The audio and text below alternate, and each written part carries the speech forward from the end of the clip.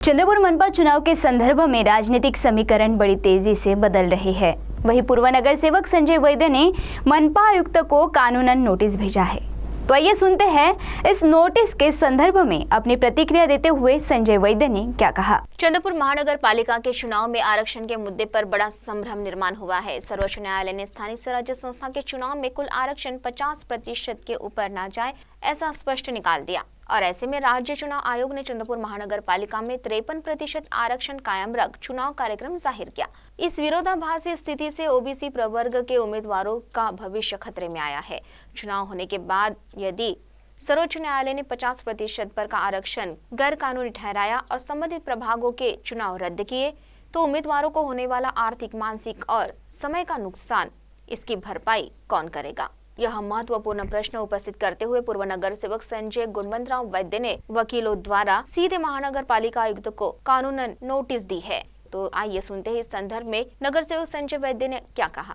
येत्या 15 जानेवारीला जे चंद्रपूर महानगरपालिकेच्या निवडणुका घोषित झाल्या आहेत, जाहीर झाल्या आहेत आणि त्याचं आरक्षण जे आहे ओबीसी एससी एसटीचं ते महिनाभरापूर्वी महानगरपालिका प्रशासनाने निवडणूक आयोगाच्या निर्देशानुसार काढलं।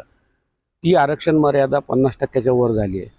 66 जागा एकूण 17 प्रभागातनं 66 पैकी 35 जागांवर आरक्षण महानगरपालिकेने केलं आहे। तर ती मर्यादा 50% वरून 53-53.5% जवळपास होत आहे आणि माननीय सुप्रीम कोर्टाचे निर्देश आहे की आरक्षण मर्यादा स्थानिक स्वराज्य संस्थांच्या निवडणुकांमध्ये 50% वर गेल्या नाही पाहिजे। उद्या निवडणुका झाल्या आणि आरक्षित प्रभागातनं जे निवडून आले त्याचं जर सुप्रीम कोर्टाने किंवा कोणी न्यायालयात दाद मागितली की 50%ची मर्यादा ओढली यांच्या निवडणुका रद्द करण्यात याव्या, तर जे निवडून आलेले सदस्य आरक्षित विभागात मग ते ओबीसीत नसो, एससीत नसो की एसटीत नसो त्यांचे पद जाण्याची शक्यता आहे।